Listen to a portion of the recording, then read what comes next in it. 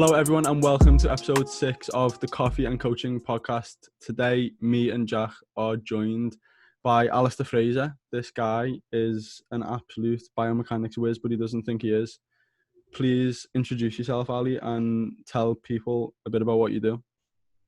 Hey, thank you. So I'm obviously a coach. I've been in this industry for 8 years. Of late, I've got into teaching through the OTE. I mainly work from an online platform now, and now I'm doing a little bit of work for Steve McGrath to get results training on the side. My passion is it's just simple getting results. As you just said, then like I'm into me biomechanics, but that's not the main reason. The main reason about biomechanics for me is to get the most out of training and to make sure you don't injure people. It's not to understand the nth degree about everything. It's just to make everything as efficient as possible and getting results for them. And then that's the main point of my job, really, is get results as quick as you can and deliver the best service. So that's why I love coaching, if I'm being perfectly honest. Yeah, I think I was saying this to you before the podcast, Jack, weren't I? Like, if you look at, if anyone follows you on Instagram, it's so apparent how much you absolutely love this job. Like, you just look, and I think in the same way, I don't think there's a better job in the world. It's just so rewarding and sick. Like, if you think about it, right, we get paid to make people feel better about themselves, achieve something that they didn't think was possible, and give themselves a new self-confidence that they've never been able to achieve before by themselves. You get trusted with an awful amount. Like, they trust you with taking control of training, taking control of nutrition. Like, you have to put a lot of trust in that, and then they can trust you with, obviously, sort of you like changing their lifestyle essentially. So it's a lot of pressure at the same time, but it's also like it's the most rewarding thing, as you said before. Yeah, definitely. I think that, like, it's mad, isn't it? You've gone from just sort of, I mean, I know I did, just go into the gym, and now you're essentially just hanging around in the gym, like. Yeah. But like you're having a massive impact on people's lives. Like that message from Ashley, who you've worked with, Isaac, the other day when she was like, "I don't need you anymore," and I was buzzing. Like, you've got to a point where like you're confident enough to go in the gym, confident enough to control your diet, to be happy with how you are and to carry on training. I was like, that's my job done. That's what I'm here for. We always joke about that, don't we? Like, our business model is absolutely just shit. Like, when you come to us, we're trying to get you in a position where you don't need us anymore, and it's probably the worst business model in the world. First, before we get into all this, sorry, Al, you broke up. But first, before you speak, right there, what coffee have we got? Have you got one? I haven't drank coffee in ages, mate, so just made like an Americano. Yes. I thought coffee, no good. I thought you were going to come with a Monster. I've had one of them today, though. I know there's on us. Love it. What have you got, Jack? Italian blend. It's nice. It's a nice one. I bought a French one the other day, and it's dead fruity, and it's not nice. Really disappointed. See, this is from Guatemala. It's dead fruity. It's like from Neighborhood. The Neighborhood is sick. They like tell you the flavors that you should be tasting, and one of them is mixed berry, and it proper tastes like raspberries when it goes cold, and you drink it, which it is cold now because we've just chatted shit for about half an hour before we started recording. This is now cold, and it just tastes like I'm drinking raspberries. It's mental. Heavy though. Do you seriously like that much? What? Seriously like coffee that much? Yeah, I love it. You know, it's like a hobby for me. It's like I don't even like the feeling I'm not like obsessed with like the perk, how it perks you up or anything. It's more like it intrigues me how it tastes, like especially since I've actually got into how to make it properly, and like the flavors change as the temperature changes, and it's mad. I just really enjoy it. It just intrigues me. It's weird. Fair enough. So what sort of let's sort of go over what we covered. Me and you have covered it, Isaac. But what from like going from no lockdown to lockdown, Ali, what's changed for you, if anything? Like, what's been the biggest changes in how you do things and stuff like that? As in my job or life? Yeah, well, both. Yeah, what's changed for what you're doing for clients, and then what's changed for you? So I took advantage of the True Coach Thursday free trial. So I've pretty much tried to make everything as efficient as possible. I started off doing a lot more Zoom calls with them, not from a coaching perspective, but more as in like a PT session perspective, just more from a check-in kind of perspective. And as sort of, because essentially we thought probably we weren't going to be in lockdown for as long as we have been, and as sort of them Zoom calls are diluted a little bit, they've got better in regards to coping with home workouts. At the start, it was hard, just because you're obviously probably trying to educate them to get the most out of the least. And so when you've got equipment like we do have in the gyms that we train at, I'm not going to say it's easier, but it's definitely more efficient to get results. And now you've got people who have only got 2 sets of dumbbells, and it's trying to get the most out of that and trying to keep people motivated. I think that's been the hardest part, is trying to keep people motivated in training. So I remember I was on the roundtable thing with the OTE, and we were talking about home workouts, and what a lot of people took for granted, especially myself and especially probably you guys as well, in regards to, we love training. Like, it's not like sort of a mode we have to go into, but people potentially, if they don't drive to the gym from work now, so they don't have that half an hour to turn off. They don't then start sipping their coffee or pre-workouts like they normally would, because everything's at home. And they don't have that routine that people normally do to get ready for the gym. Sorry, where did I break up from? When people aren't having their coffee pre-workout and they're not from home. So people haven't got that routine where they would be getting ready to go to the gym, because the gym's already at home. And something I did take from that was then actually trying to install that within my clients, is like try and separate home from your home workouts, if that makes sense, which is, don't get me wrong, it's extremely difficult to do. And I think a lot of us are taken for granted, like being able to get out and go and train, especially especially now with parents who have their kids with them all the time, and they can't just leave them. It's not as simple as that, because they're not in school and all that kind of thing. So that's probably been the biggest change, is probably being a lot more.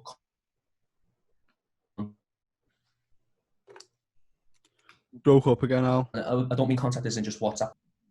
So I don't mean contact as in like WhatsApp, because I speak to my clients a lot on WhatsApp.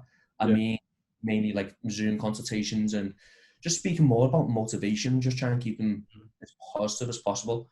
Which right now, let's be honest, it's quite hard, because it's not the best situation. Like, it's not great. Like, I'm not going to bullshit and say it's amazing. I'm very lucky in regards to the setup I've got at home, but it's still not the same. And I think a lot of people are realizing that it's potentially not the gym that they miss, it's more the environment of the gym that people are missing. And I think that's where I've struggled personally. It's just this is why I'm enjoying things like this, is where you're speaking with like-minded people about something that you love talking about. Mm-hmm. And we're not exposed to that as much now. So I think that's probably been the biggest things in lockdown. And in regards to life, it's probably just the isolation factor that I think hard. I've obviously got. Let's say. You struggling with just being locked down in general? I did at the start, mate, and being honest with you.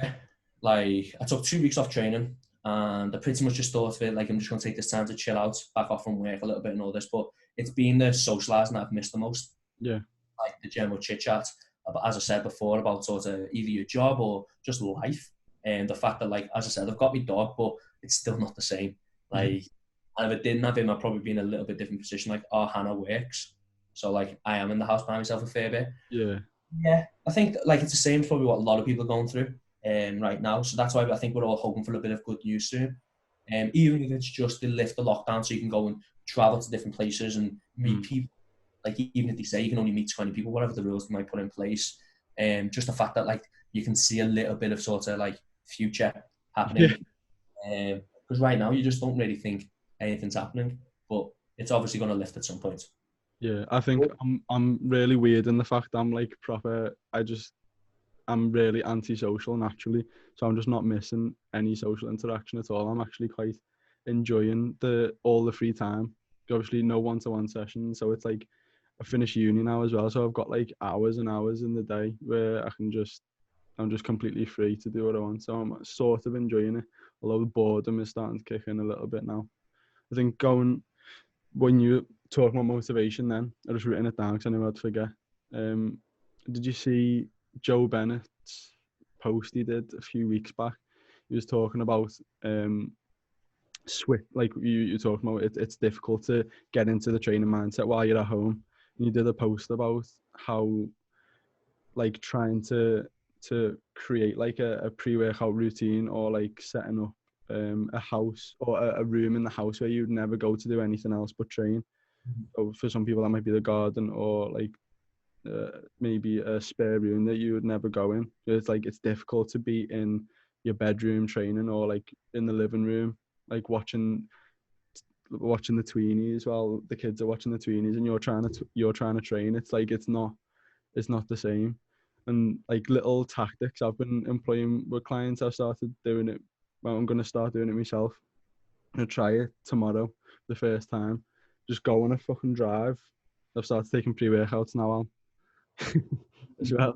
Gonna go on a drive, nail me pre-workout, and then see if that increases motivation for me, because it's just been a little bit shit. I did a post as well the other day. I think naturally motivation is going to be low at this point, and there's not much we can do about it. And I think discipline is just sort of a thing that people need to consider as well. I think constantly trying to boost your motivation is good, but it's not. It never lasts. Like you can, like if motivation is naturally going to fall, and there's going to be times where if you don't have the energy or the motivation, which is normal. Like if you don't have the discipline, the session's gone. Constantly trying to boost your motivation, I think, is futile all the time. I think we need some sort of discipline enforcement. I think it's where like habit forming and routine come in so much. I mean, I think that's probably the biggest thing I focus on with my clients, especially now, where, like I've just said to you about the training, where I can't monitor how hard they're training, not being one-to-one. So you have to just take that they are training like that way, and like use the video feedback to get a gauge of what it's like, but you're not there all the time. So where can I actually have the most impact at the moment? And for a lot of my clients, it is the routines, because like you said, they're all suffering with that lack of motivation, and there's nothing new coming in. There's no new stimulus to create more motivation. There's no holidays booked. There's no going out on the weekend or buying a new outfit. So looking at what their habits are now, and that going for a drive before training, that sounds like a really good idea, because you're almost pretending you're driving to the gym. And like, I think something that a lot of people have fell into, you might have done it as well, because you're on the laptop a lot, is like not separating work from home. And like, it's like why I took those like 4 days off the other day, because I'd almost like burnt out from just the laptops like 3 foot away from the telly. So I'm eating 2 foot away from the laptop, going back to the laptop, and then snacking at the laptop, or the telly's on over there, and it was just one big thing, and it was just a constant. So like changing the habits that people have got and creating new habits for this whole new environment that we're living in, I think is massive at the minute. Definitely.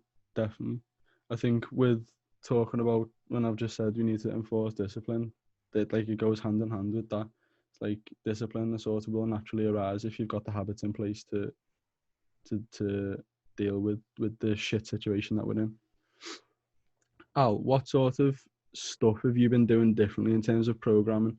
Me and Jack spoke about this in one of our other podcasts. We've been utilising things like isometric holds, like pre-exhaust tactics, basically, like mechanical drop sets and things like that. Have you been doing, like, what's the biggest thing that you've been doing differently?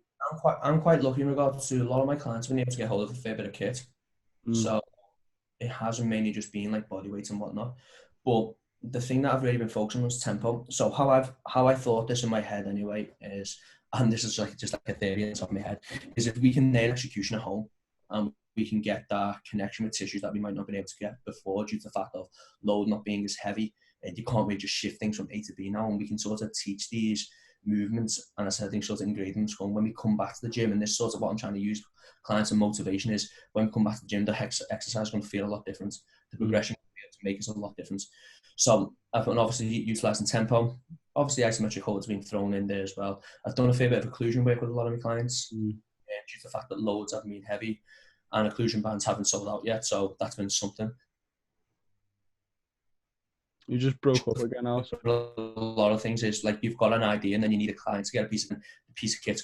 Right? So we've had like we get an idea for a client to use a piece of kit.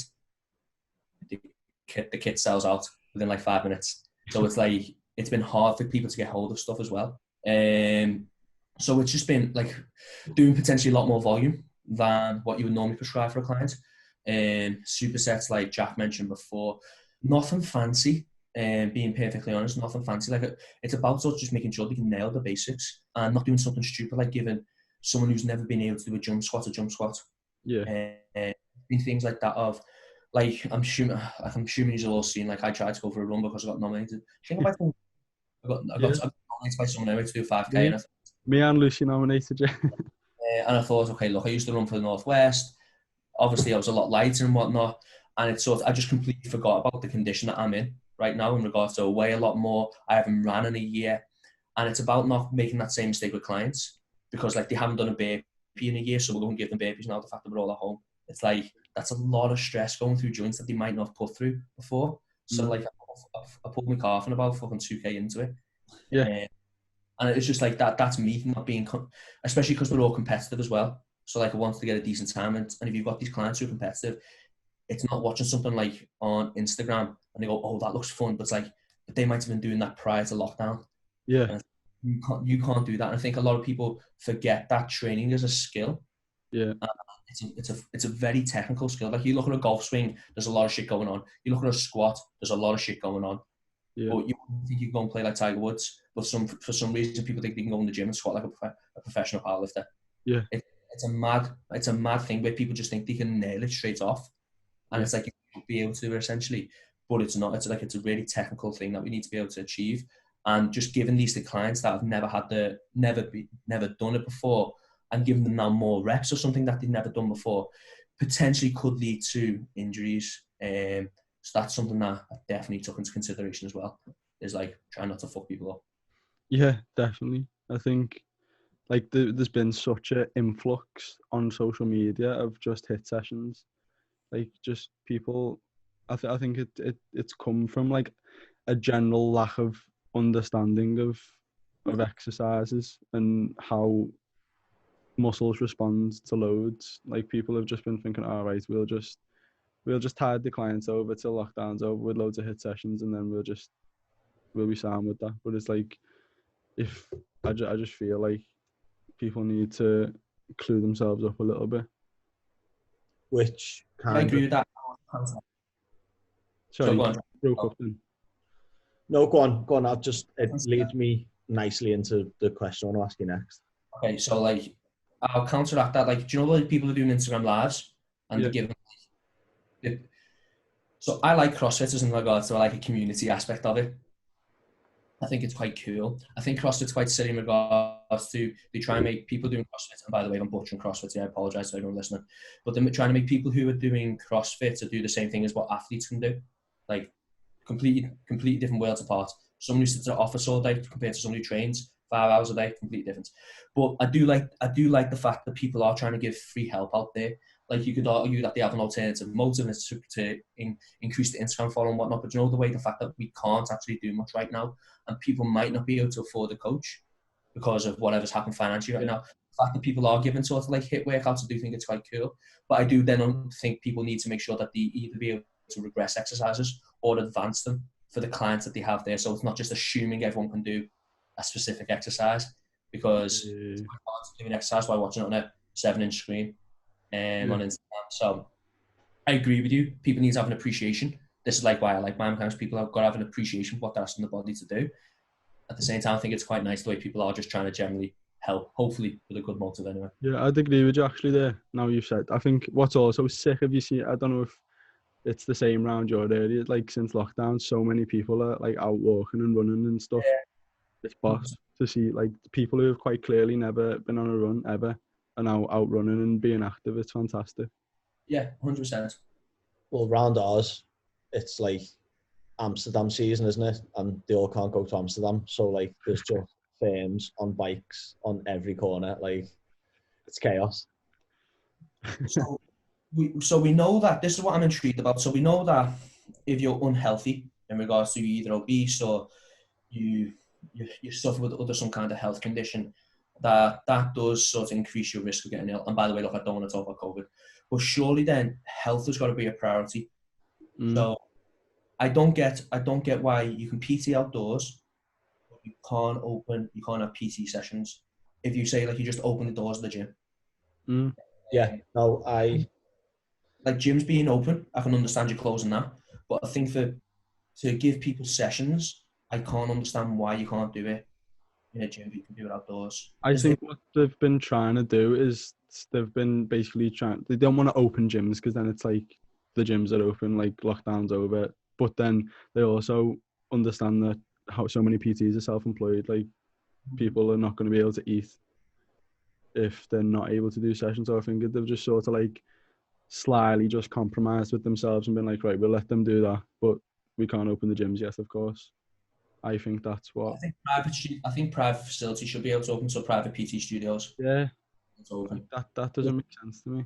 Like, how you walk around Alistair with X amount of people in there, or have a one-to-one session with one person, and you're spending 2 meters apart with them, and you're going to clean down the equipment. Yeah, it's mental. It's like health more. I'm not on getting shredded and having a six-pack and all this kind of shit. I just mean appreciating health.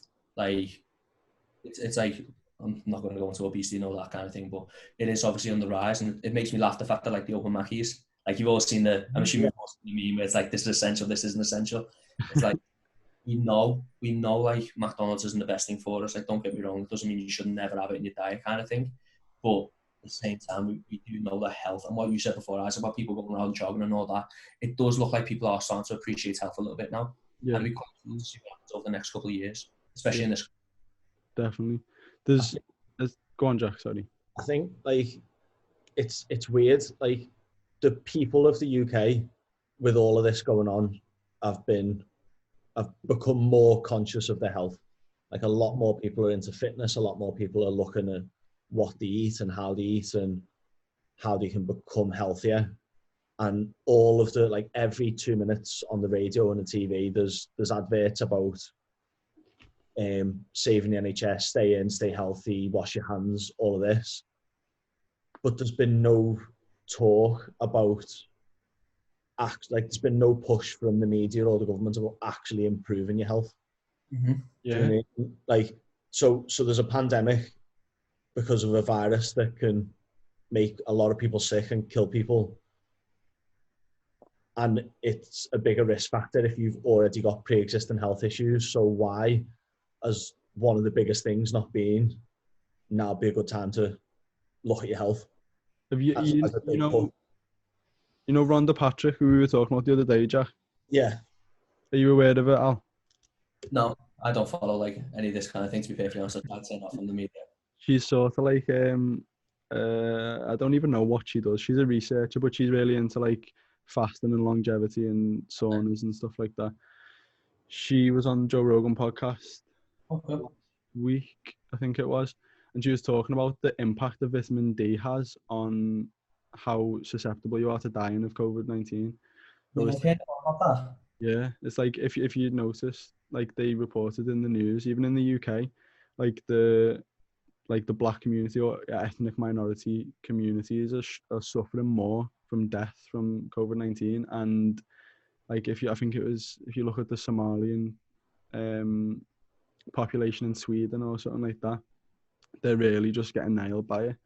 And Rhonda Patrick was talking about how important vitamin D is, and obviously if you've got darker skin, your ability to synthesize vitamin D from the sun is reduced because you've got more melanin in your skin.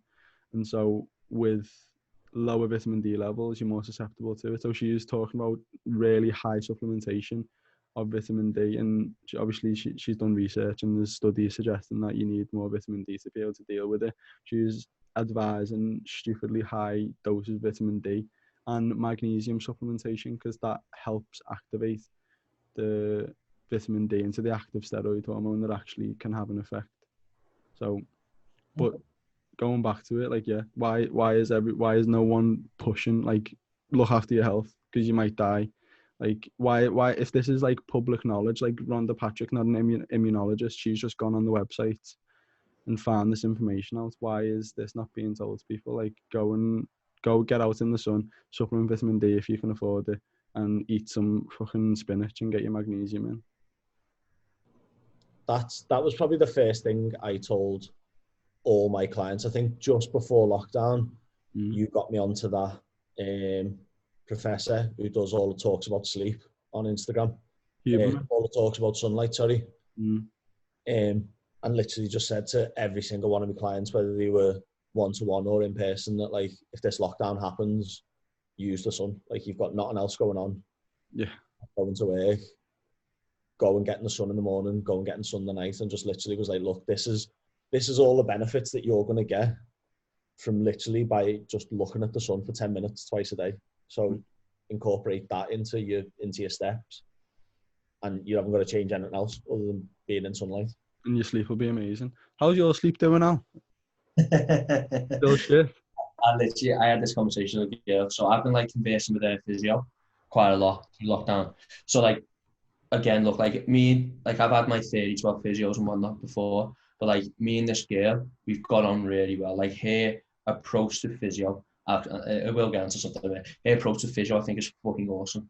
In regards to, she doesn't think you should have to manipulate anything. That should be like the last thing you should do, is start like putting your elbow in things or start putting needles and things or whatever it should be. You should like sort of be trying to work out the direct cause of what the issues be. Yeah. Yeah, we like, her name's Chloe Stevens, if you want to follow on Instagram and all that kind of thing. She's fucking shit up with this kind of thing. We've obviously been having like good conversations about like sort of hip joints, ankle joints, and so on and so forth. But I was talking to her prior to this, and like, I think my sleep is psychological, if I'm being honest. Because I probably have the best sleep hygiene, because I try and nail this as much as I can, and it doesn't help when someone WhatsApps you like half time. Yo, you broke up again, Al. Sorry. Okay. Doesn't help when someone. But like, for it, yeah, like, that was you, by the way. I was saying that. I just can't take my mind off. So I try and meditate. I try all this. So, going to sound really out there, but I'm probably going to contemplate speaking to a therapist. Yeah. After this year, because I think it's just my inability. I don't have the skill to do it. I don't know if the therapist is the right route or potentially some other person, but it's definitely a mental thing as opposed to a physical thing. Because like, I can take all the supplements that you want me to take. I can do the routine about not being on your phone, not being on your laptop, and all this, chilling out. But training has a massive effect on me. Like, if I'm being honest, I think I should take a month off training. Because I think I'm that fucked that as soon as I start to train, my heart rate goes up, HRV goes down. And obviously, we're all using this via fucking by me ordering, like, so it's accurate, but it's still just, isn't it? But yeah, sleep's massive, mate. Like, the thing for me in sleep is I think I could be about 20% more productive if I could get good sleep, and I feel like I'm pushing on like 80%. Definitely, because I think last time we spoke about your sleep, you said you were getting like 5-6 hours a night or something like that.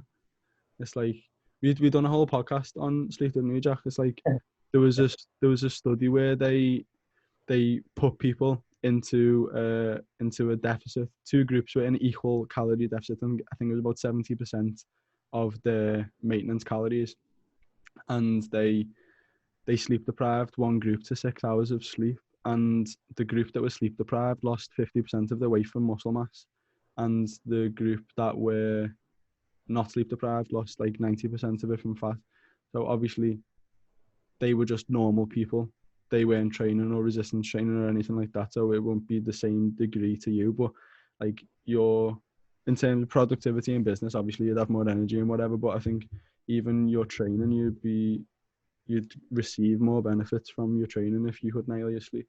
And I think that's the thing that pisses me off, because like, at the end of the day, like, what people don't really seem to think of is like, training's performance. Like we're performance athletes in regards to you come in the gym and yes, you might be in an isolated environment and what movement you might be doing, but you're still trying to get stronger, you're still trying to perform better at that exercise. So I know my performance is never sort of very 100%.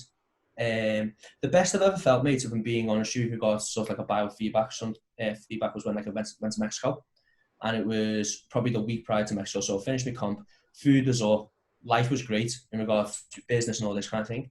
And like my HRV, like the readings were like ridiculous, like 120, 115, that kind of shit, and like my heart rate was like 45. And I felt better, but my sleep is still shit. So that then makes me think then the biofeedback in regards to your sort of heart rate and HRV isn't relevant to sleep now. For me anyway, personally.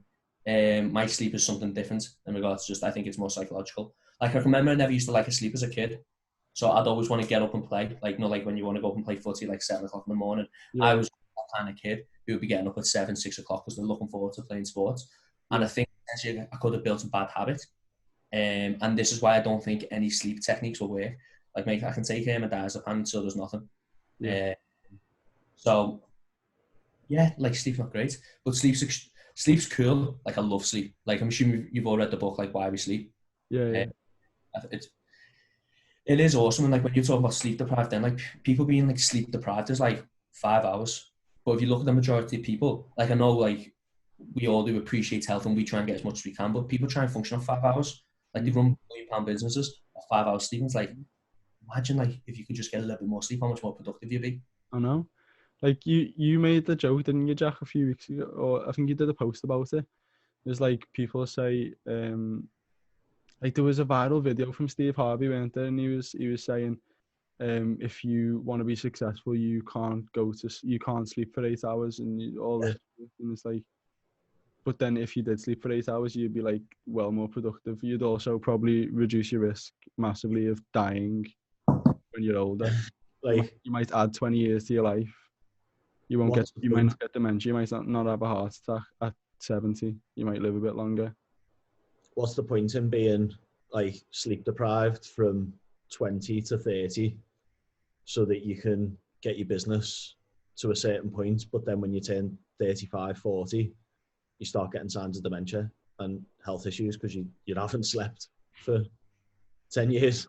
Like, it's mad, isn't it? Yeah. The mindset we have though, isn't it? Right now, it's like work harder, do this harder, do this. Like it's a 24/7 life we live. I think that's one of the good things about lockdown is life has been slowed down a little bit. Yeah. Especially for me, like I have took a back seat a fair bit. Like don't get me wrong, I'm still on my laptop till late at night and all that, but it's not as much because you're not here and there with sessions. Everything is just a little bit slower. But it is that lifestyle that we live with 24/7. Like what is it, rise and grind or whatever the hell the phrase is. And it is like it is quite stupid. If you think of it, like it is stupid. Like doing 4 hours sleep, and I hate to 4 hours sleep. You can't fucking get by on 4 hours sleep. You can lie to yourself. You can inject yourself with caffeine, and you might be able to function, but you can't get by. Because I know loads of people do it. People who are successful. I've got friends who are doing successful, and it's just as you guys said before, it's like the health implications later on down the life, and nobody thinks about that. Yeah. Thinks about health. So if we start talking about like extra supplements here and like start taking gear and all that kind of thing, it's like if you do this from a young age, it's like you've got to really think about what's going to happen when you're 40, especially if you don't get blood work done. Like I'm sent to get a scan of my heart done. Yeah. Just to find out, like blood shows so much, but they're not going to show the full story. Yeah. And like let's be honest, it's like you've got a heart defect, and like doing what you're doing could fucking cause some serious damage. I'd like to think most people, like myself, I'd like to think I would anyway, would stop. Yeah. Like I'm not going to be a pro bodybuilder. Let's fucking face facts. So it's not how I'm going to pay bills. How I pay bills is being alive and actually being able to coach people. Yeah. So that's probably my next thing, because I don't think they'll be doing them now, because obviously it's not a very important thing. But that'll be my thing after lockdown. That's why we get a scan on my heart. Yeah. People need to consider health a lot, which as going back to what we said before, I think people are considering it a little bit more in the general population, but sleep is just hugely underestimated. So if anyone's listening and they're more interested in sleep, go and listen to episode 3. I want to ask you about your mini course. You were talking about your HRV and all your heart rates up and stuff like that. You've started a mini course, haven't you, Al? Yeah, so the mini cut, with being perfectly honest with you, is from a digestion point of view. That was the main point. Like, I literally couldn't get food in. The argument could be that like lifestyle has changed right now. So I'm not going many places. I'm not talking to many people, and I just haven't got that sort of desire to eat. Like, it was literally just trying to get 5,000 to 5,500 calories down a day, and it was literally just not force feeding. But Yeah, I've been through phases where it's force feeding, you can get by, but this is like I just physically couldn't do it anymore. So the main sorry, really was just to you get just my hunger up. broke up So again. I'm not Sorry, training for 5 days. Just, my hotspot's horrendous here, isn't the it? mini cut. What? So Sorry. I was I'm not training for 5 days. So my calories right now are around about 2,000. Yeah, So I'm in a quite a big deficit. And I'm getting hungry. yeah, So I think I'm gonna do it until, I don't know, about another 2 weeks maybe. yeah. Um, and just see what happens. Like, I've lost 2.5 kilos, which is nothing. That'll fly back. I'm gonna start to put food up. Mm. I'm obviously assisted at this time being. So cycles kicked in. So as long as I can still perform well, and I don't feel like performance is taking a big sort of battering. Like Dr. Dean done something very similar, where he done a very, very aggressive mini cut, and just to tidy up. Like, I'm not following the same protocol he did, but it's basically for me just to get digestion firing. Mm. But I feel better. Like, heart rate, I took 3 days off training so far, and my heart rate got to 88 at rest once. Like, Yeah, that's really high. And I don't know if that was like something else that sort of affected me in the day or something like that. But it was really, and now it's down to 64, I think it was this morning. I think I'll get it to 54. Like, don't forget, like, I'm obviously heavier now. So mm. like, what my body wants to be at is still not this weight. So if I was probably like, say, 84 kilos, my body would be a lot more calm and relaxed right now. So I don't think people understand that. It's when you are pushing weight up, like, your body is trying to sort of fight against that so much. Like, there's a reason why you have to eat more than like 3,000, 4,000 calories to get past a certain point, and your body just doesn't want to go there. Like, Mm. you shouldn't be walking upstairs and getting a back pump. Like, that's not normal. And it's just because, and this is just the part of the sport, and this is why I like the sport of bodybuilding. I love the whole process, if I'm being honest. I like how hard it is to put on weight, and I like how hard it is to lose it. Yeah, It's weird because, and I think a lot of people potentially do it for the wrong reasons, because it puts a lot of stress on a lot of relationships in life. yeah. Like, Hannah's like a fucking, like, star. Like, the shit she puts up with when I'm like 6 weeks out. Like, I just don't talk to her, if I'm being honest. Conversation's very, very low. Like, you can't even be asked sometimes going up and having a piss. It's just like, you're just that tired. Yeah. I don't think people actually understand the process that you go through. Mm. Like, and people think, oh, it'll look good for Instagram. It's like, yeah, but like, you won't have a sex drive for 12 weeks. You won't have any kind of life. You won't be going out with your friends because you've got cardio to do, and there's so much more that comes into it than just looking pretty on Instagram. Yeah. It's the hardest thing I've ever done, and it's like, got one more in me, and then I'll call it quits for a little bit, I think. I when I did the cut last summer, didn't I? Like, I was probably not. I reckon I was about a week away or two from stage lean, I'd say. And so I didn't even go the full way, and I was so surprised. My head fell off how difficult it was. Like, it's just mental. You don't even realize, like, people, if you've never done it, you don't realize it's more the mental battle. Like, you learn so much about yourself as an individual. It's like, yeah, you can just put yourself in a deficit and just keep doing it and be consistent. But it's like, it's simple when you say it, but then when you're actually there doing it, and you're like, like, were you working at Prophecy at this time? Al? I passed out on the track. I, I was working in. I started my diet and dedicated, and then I finished it off in Prophecy towards the end. But I can remember what I finished sessions, and I must have been about 4 weeks out. I can remember sitting in my car crying. Yeah, Just not uncontrollable, just like, for fuck's sake, like, because I was just that tired and yeah, fatigued. I couldn't be arsed driving home, and I drive a fucking automatic. Like, I yeah. didn't use.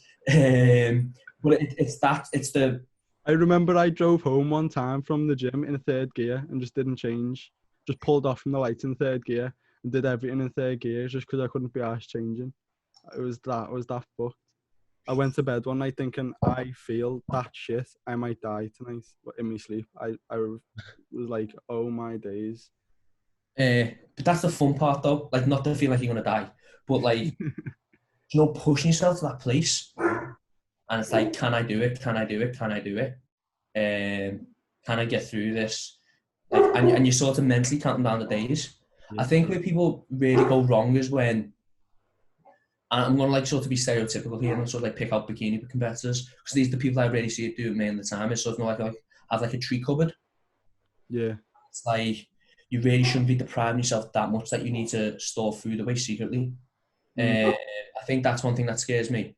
And I think right now, and it's quite unfair in bikini, the federations need to really sort of say what they want from them, because it just seems to be different people who win all the time. Like they've got different kind of shapes, different kind of leanness. I don't think there's a consistent enough kind of direction that they need to go in. But yeah, competing, like it's really, really tough, and it's really, really tough when you come out of it as well. So I struggle mentally when I come out of it, because it's like, all right, it's all done. What's next? Kind of like you've got nothing else to work towards. So I always like to book a holiday, because you don't want to be fast on holiday, do you? Yeah. So like I always book it about 6 weeks in advance. So I know I have to put on weight for health reasons. Yeah. Obviously it's not healthy being that lean, but you don't want to go over the top. Like I'll tell the story that Adam told. Like he finished his comp and then went to an all-inclusive in 3 days. And like, you say again now? that's fucking really not healthy. You went to an all-inclusive. So like Adam Haley, he finished his first. Adam Haley finished his comp and went to an all-inclusive and put on 30 pounds a day in 3 days. Whoa. And it's like, because you're just that hungry. Yeah. Eat. You can't control it sometimes. So like I restricted the meals I have to some degree. So I remember I had a discussion with someone on the OT about this, we were talking about psychology, and I still like clients having a structure. It's not rigid or strict in any way, shape or form, but it's so they still have something to follow instead of trying to trust themselves, because they've never been in that position before. You've got no fucking idea what you're doing sometimes when you're eating, because it's like, I'll have that pizza, and then you've sort of got the taste of the pizza, and then it's like, I'll have that tub of Ben and Jerry's, and then I'll have this and have this and have this. But then instead of just one day of it binging, it could become 2 days and 3 days and 4 days. So I always like some kind of structure where it might be, say, you can have 100 grams of oats, you could have this amount of rice, you can have this, or you could hit this amount of carbohydrates to that meal. However the client sort of wired and however they sort of react best to it. It's like some people do well off of a fit macro, some people want a meal plan. Same kind of process. It's just going by what the client sort of benefit most from. That's exactly what I experienced when I finished. Sorry, lad, go on. We've seen it with you as well. Remember the photo shoot we done, and Danny prepped, and we all went for food after the photo shoot. She was lean. She weighed like 40 odd kilos. Like she was in really good shape, wasn't she? But I'd got to that stage, and we went for something. So there was all donuts and stuff at the photo shoot, and she probably ate like calories for the day before in donuts in about 4 minutes of getting to the shoot. And then there was cakes and stuff, and she was eating them. And then we went to like Almost Famous or somewhere like that. Went to like a burger place with loads of like loaded fries and stuff. And she got a milkshake, and she got loaded fries, and then she got like a starter and something else. And after like the first mouthful of something, she ran to the toilet to throw up. And literally just because her stomach just had no room left for any food to go in. Come back from the toilet from throwing up, sat down and started eating the chips again. Literally, like, and it had just come from that being deprived of that food for so long that like, and then not have, like you just said there, not having that structure in place afterwards, that all her brain was doing was telling her to eat. Like she just threw up. Like that's the biggest warning sign that like probably don't need to eat any more food now. Yeah, you're a savage. I'm gonna bleep her name out of that. I feel like she wouldn't want us. I feel like she wouldn't want that on the podcast, so I'll bleep her name out. But it is heavy. It's exactly what happened to me when I finished that cut. I went to Italy like 2 days later, and on the second night, I had 3 pizzas and went to the ice cream. The people were laughing in the ice cream shop. I went in, ate an ice cream, sat outside, ate it, went back in, got another one, and then we went home, came back half an hour later and got a third ice cream. So I had 3 ice creams and 3 pizzas. And it's bad though, because I woke up like 2 days later and I took a picture it's on my Instagram. I think I've spoke to you about this, Jack. There's a picture of me with my top off. And I remember looking at the picture and I was thinking, oh my God, I look obese. Like I thought I was proper fat and was like, I'm not posting that. And then I just posted it anyway. And look back at it now and I was like 9% body fat. And it's like, it absolutely just fucks your head up. Does it not? You've got it all to come, Jack. I think, again, like, obviously, this is a sport that if you want to go far in it, you need to kind of get into it at an early age to, like, to do well. But then it draws a lot of people in who are potentially not going to go very far, but start at a young age and end up coming out, like you're saying, going into it for the wrong reasons and coming out of it. Like, I won't name drop again, so you don't have to cut their name out.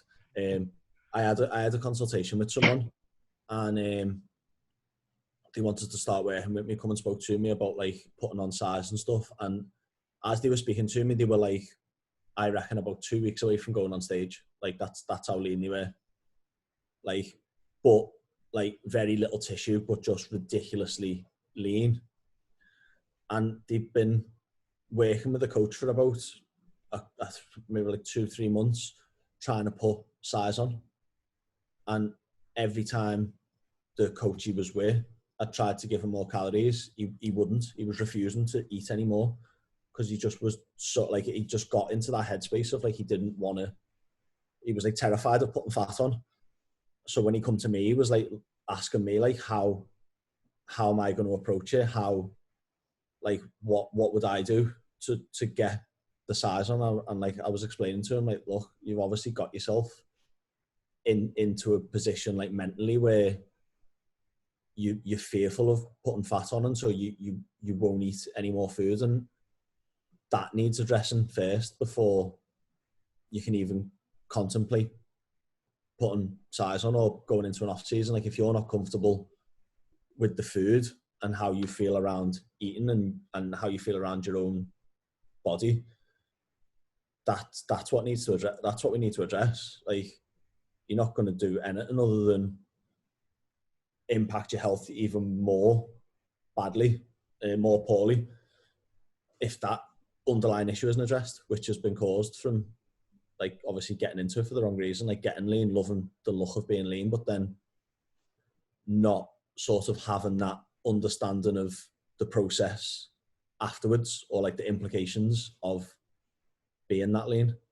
That's something you explained to me. I remember when you first started working in prophecy, you were like, well, I remember you came up to me and we were talking about what I was doing with my diet and whatever, and you said I was still on like very low calories and I was in a slight surplus, and you went, well, what's the goal? And I went, well, I want to get bigger now. And you were like, well, eat some food then.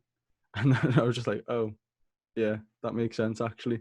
And then whacked my food up, and now I'm like 7 stone heavier.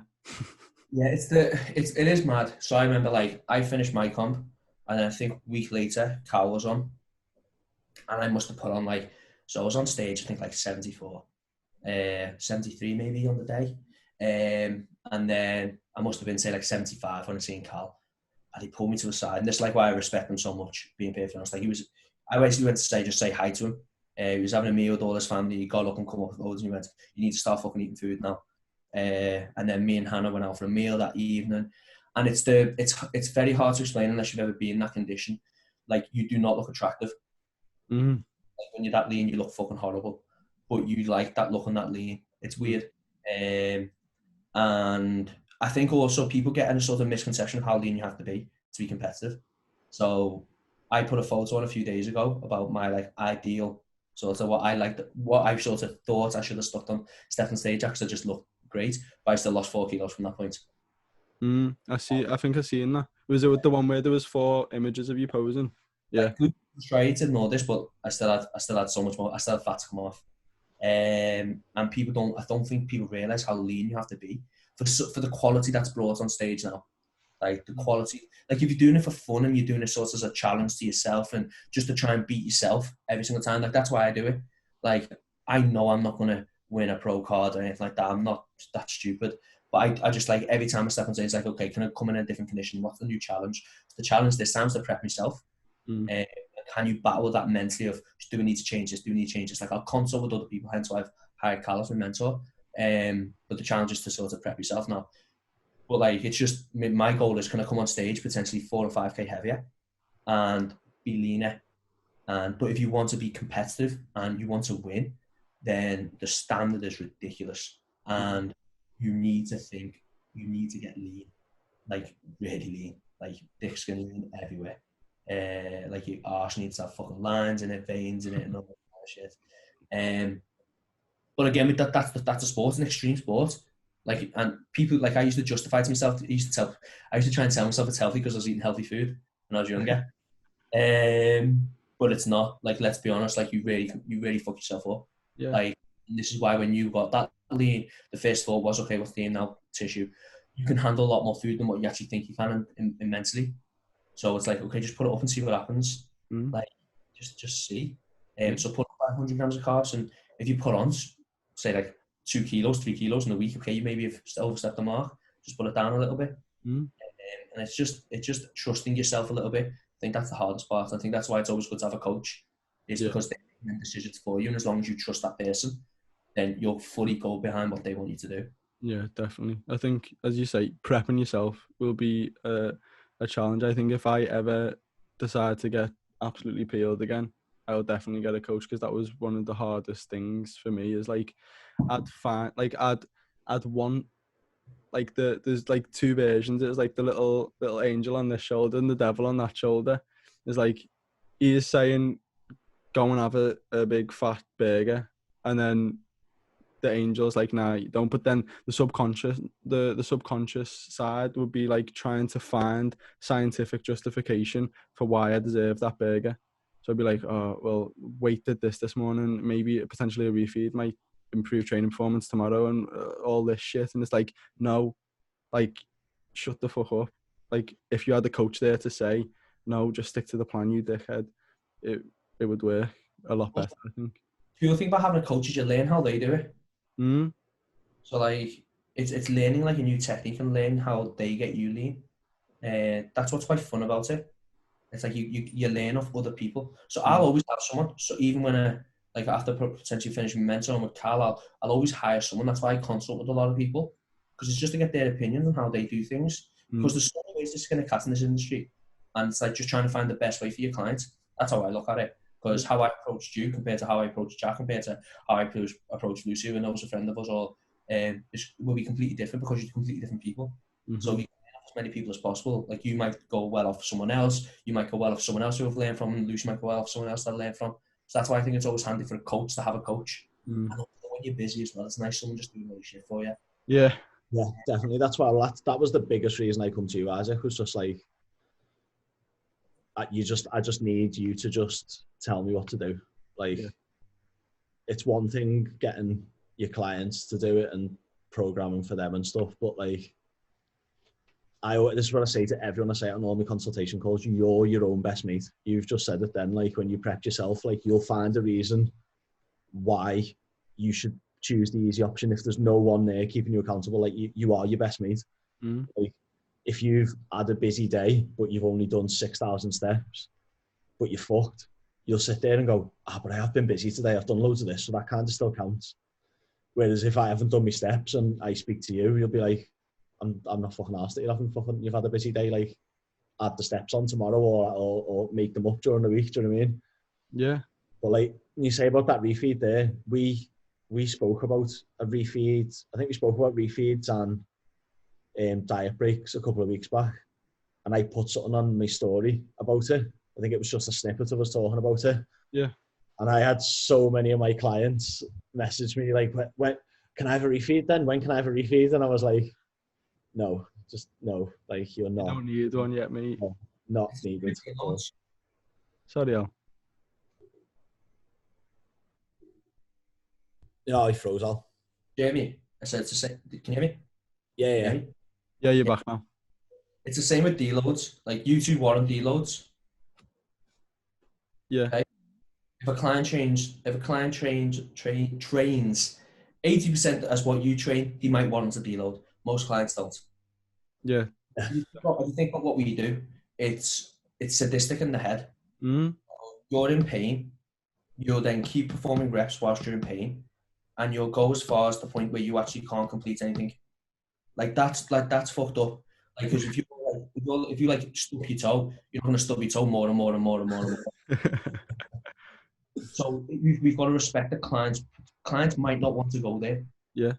We try and teach them, we try and educate them why it's good to go to that place, but they might not want to go there. So the clients that don't want to go there and don't have that level of training with intensity don't warrant a deload. You don't need one. Yeah, exactly. It's like, don't get me wrong, like when I say they don't need one, they might need one, say, 25, 30 weeks into a training thing where they just accumulate a fatigue, or they might have a stressful week in work and you think it might just be an educated decision. Okay, look, just don't train this week. You've got too much stress going on. Your training session is going to be unproductive, and we've been training for a long period of time. Whereas us three might want one every 8 to 12 weeks or 6 weeks, like in my case at the moment.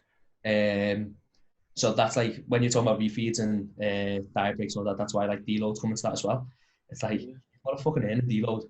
Yeah, like, definitely. Like you dragging across the floor. Well, actually, no. I take that back.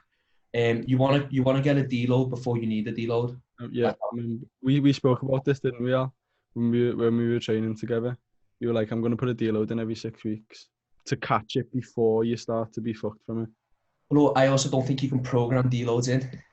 This is a discussion we had in sort of like the round table, like, because you just don't know how you're going to respond, like, because you've got so much life stress going on. If you're a bodybuilder where your life's so predictable, where it's like, I get up, I do this, I go to sleep, I get up, I do this, go to sleep. Whereas because we run our own businesses, you could have a horrendous week stress-wise, or you could have a very easy week stress-wise. And if you can have if you're having an easy week or easy few couple of weeks, and you can push training hard, your HRV's great, your resting heart rate, you're waking up feeling amazing, why the fuck should you take a week off?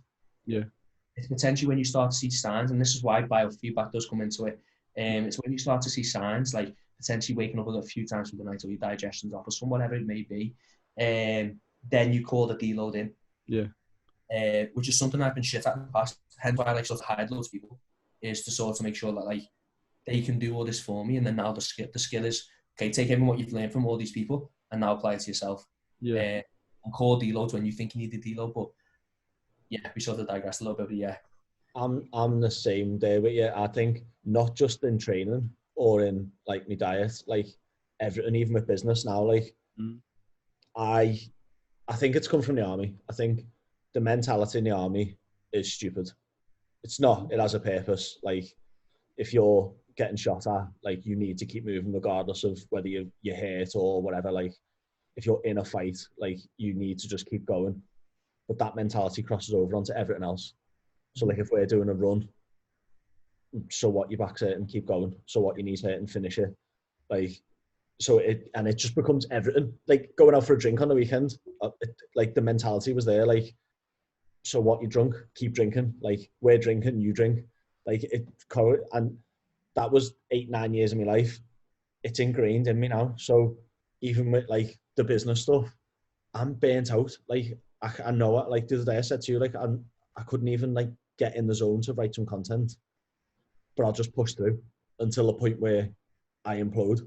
Same with training. Not so much now. Like, that's the first time it's properly happened with business, but with training, like, I'll have 2 or 3 sessions in a row where they were big red flags of like, should probably put a deload in. I'll go for another week. I'll go through a full training cycle of everything again before I speak to you and go, oh yeah, probably should have put a deload in 2 weeks ago. Yeah, do you remember that session before we started working together in prophecy, and what were we doing? We were doing a Widowmaker on the hack squat. Like, absolute pussy. You got like 8 reps in, and when it starts to just begin to burn a little bit, and you just stopped. You just stopped 8 reps into a Widowmaker, Al. And I went, what are you doing? It's like, I just can't do it. I went, fuck off. Like, that's your first break. Now you've got to get to 20. You're not bad. I had not in the tank. And then he done like another 4, and he just went, nah, chinned it. And I went, you need a deload and then you deloaded, and we came back the next week and absolutely annihilated it. And it's having that skill as a coach to be able to identify it. I mean, it's obvious when you say it like that, but when it's a bit less obvious, it's having that skill as a coach to be able to identify it and whack it in. Like the deload you just put in for you had nothing to do with training, really. It was just, you just took well, I mean, you probably missed like one session. You just took the weekend off, no business, no training, just take 2 days off, bomb, and now you're back, signed up a client, nailed at IGTV, and business is back on track, training's back on track, and it's just, you can't burn yourself out. I paid for it big time, missing that one leg session, you know. I was supposed to, so I can still use our gym, luckily for me, for a little bit. If it's like, you know, I can go in on my own, the gym has to be empty and stuff. But there was a little bit of an issue, went down, couldn't get in the gym. I took my pre-workout. Ended up just going home, stimmed up, like, and then had some stuff to do, so couldn't even do any other sort of training. And then had that like 4 days off, where I just switched off from everything, didn't go on the laptop, didn't really go on my phone, didn't do anything. Went up that hill in the Peak District on the Saturday. Woke up a little bit sore on Sunday, but just like weird places, like my ankles and like my hip flexors, like just using muscles that haven't been used in a while to climb a mountain. Felt all right Monday, went and done legs, and then so it's been, like, that was over 7 days then, since probably more like 9 days since I've trained any sort of quad loading exercises. Today, I'm in bits. Like, that was, what day is it? It's Wednesday. That was Monday. I'm sore still now. Like, and like, without going like off a tangent here, like, because it's impossible to like predict this for everyone. That's what people need to be careful when they go back to the gym. Is like understanding that you've had this time away from. So, like, you doing an 8-plate hack squat now potentially won't happen. Yeah. Like, I took 2 weeks off as soon as lockdown hit. And then I was lucky I got my squat rack, I got my plates and all this kind of thing. I was very lucky in how I got all that stuff. And, like, my strength probably dipped by, like, 30% quite easily. But I was also very aware of, like, making sure I don't do anything stupid because I just fucking done my calving. So I was like, okay, that was probably, like, a good thing in hindsight. Just like, okay, look, you can't press 3 plates here. By the way, reverse banded, by the way, I'm not that strong. But like, Jackson's in the comments like that. What? You're lying? It's like, so I done 2.5, and then that felt great, and I just slowly built back up. But strength come back quite quickly. And I think people need to realise that you will retain that skill again very quickly. It's just be patient at the start. Jack just fucked off. Yeah, Jackie, you've gone off camera, you know. Let's just carry on. Yeah, sorry, I had to shoot away from the camera there, so I just closed it for a second. And just as I said, just have respect for your body when you come back, and don't like fucking annihilate yourself. Is that a massive can of Munster, or was that just like 500 ml? Just my tiny little hands make it look big. But like, do you know when it comes to injuries? Yeah. This is what I've been talking to this Chloe girl about a fair bit, to be fair. Like, we think potentially a lot of injuries in the mind. So you can hurt yourself, like, and obviously that's injury akin, but we think potentially you can prolong that injury due to such as how you think.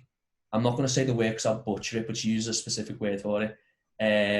I'll find out and I'll let you know, and then you can. You might know it, Jack. You were talking about this with your glute, weren't you? Psychosomatic, I think, potentially. Psychosomatic, yeah. So I've actually, from doing my knee injury, one of the best things about the army was they sent me to an RAF rehab place for my knee. And the guy running that was a massive nerd in like injury recovery. Oh. So I got to pick his brain quite a bit there on a couple of different stuff. But that was one of the things they spoke about. That's actually mad. I haven't thought about that in ages, but that's really mad that you've just brought that up. That was one of the things that they were saying, is the pain's gone. Like, I was like 10 weeks post-injury, and I was doing like a single leg press to assess like the patella tendon, and it was hurting. And he was like saying to me, look, that's not sore. Like, we've scanned it. There's no there's no damage. Like, that's not sore, but I'm going to butcher it again. I'm going to butcher the way he was explaining it, but your brain's basically expecting that pain now. And so it's making you think it's sore, and you sort of have to work through it. That's why they give you like a pain threshold to work in. Yeah, this is the cool thing. This is what I think really cool. So basically, the reason, like, we've been talking about this, we've like put a few videos on the OTA. So, John, like, if you've got pain, to potentially, how I like to think of it, like, so say if you've got a knee pain, is go back, do your activations that we sort of work towards, that we know work for yourself, then work through it. If it feels like it doesn't get better, stop. But if it feels like it can get better and ease off, keep going. So this is sort of like the conclusion we come to. It was mainly for, you know, PTs when clients get injured. Like, at the end of it, we've got to be careful, like, because we've got, like, it's not our job to diagnose injuries. Like, this is why I think you should have a good relationship with a physio that you respect. But, like, to not be afraid to train people still. Because I think sometimes when you say don't train and they take 2 weeks off training because they've hit the elbow, is quite silly. Because you're either going to sort of pick up some kind of compensation because of that injured elbow, and you're also by digressing so many other joints that aren't injured at that moment in time. So this is where, like, I don't think the total bed rest works for everyone, and I think moving it in some way, shape or form is highly beneficial. But the cool statistic is, like, I think it's, I'm going to butcher this statistic, but it's like 65% of us have got, like, back injuries. Yeah. Because they don't get any pain. Like, my back's fucked, by the way. Like, I'm going to be perfectly honest. I know I've got some issues with my back. I've had my spine scanned, but I don't get any pain. So I'm not aware of the back injury. Does that make sense? Yeah. But you could look on my spine and go, you potentially done this, this, and this, and this here. Like, I was setting up a camera on Saturday or Sunday to record my RDL, and I was putting on, like, my wall, and I twisted it, and it just felt my back go a little bit. I was like, oh, for fuck's sake. But then, because of the conversations I've had previously, I just went back, done my activations, and it was hitting in rotation, but it wasn't hitting in the RDL movement. RDL, don't get me wrong, I was a little bit nervous, and the set probably wasn't as good as what it could have been, but there's still no back pain. There's still no back pain the next day either. But I think if I potentially never done the set of RDLs, focused on the back pain, I think I might have been sore the next day a little bit more. Yeah. Because pain for me is a protective mechanism. It's sort of your body telling you to stop doing something. Yeah. So if you've had a trauma to that injury, to that area, your body's still going to think, shit, I still fucked that knee up, for example. I still shouldn't be doing what I should be able to do. But you've got to then teach your body it's okay to do it. It's like activation zone, you've got limited range of movement. It's like we're trying to teach our body it's okay to go in that range of movement, if it can go there. So to give, like, an extreme example of that, like how they gave it to me on the sort of rehab course was, like, because obviously when you tell that to someone, they're like, well, no, if it's sore, it's sore. Yeah. Like, the way they explained it to me, and it sort of was, like, quite eye-opening to it, is like, when people have lost limbs, they've had, like, a traumatic injury, or, like, they've had, like so say, like, for us, like, an ID and explosions tore the limb off. These patients, post-injury, when it's healed and everything, will get pain in the limb that's no longer there. In their brain, yeah, will still feel pain, or say you've lost a hand, can still feel the fingers moving, yeah, with no limb, because the brain knows that sensation and can create that sensation. That's mental. Have you seen the study about they tie someone's hand behind the back and they put a fake arm in front? Yeah, I've seen that. They hit the hand with a hammer. Yeah, and they go, oh, like that.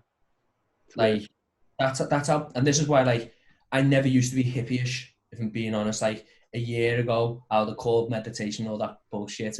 I wasn't that way inclined. I think as, like you, Isaac and Jack, my brain works quite scientifically. So it's like sitting there and being quiet and zen and all this kind of thing just didn't really make sense to me. Whereas now when you actually start to look into it and delve into it, it makes a lot of sense. This is why the mind's fucking powerful. And, like, this is why I think everyone should train quite arrogantly as well and be very confident in what they're going to do. Because as soon as you put that little bit of hesitation in there, that's when I think your heightened risk of injury becomes. So if you're paranoid about that knee because you've already injured that knee, all you'll be thinking of is that knee, instead of thinking about what you actually have to achieve in that set.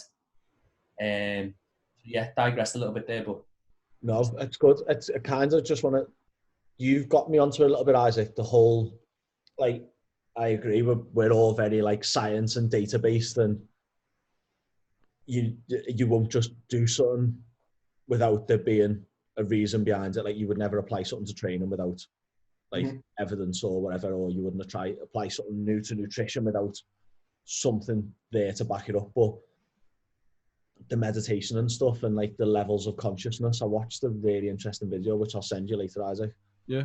Levels of consciousness, which I'd never heard anything about it before, which kind of sort of shows that there are different levels of consciousness. And it worked well for me. It worked nice for me because it was an actual, it was evidence, it was real. Do you know what I mean? Rather than just people telling you about it and them saying they feel it. Yeah. People have different levels of consciousness where some people don't have an internal voice, and how that leads on to impact them in life. So like, yous might be the same. One of yous might be like this, that I can sit and talk to myself in my head. Yeah. And I hear my voice talking. Yeah. Some people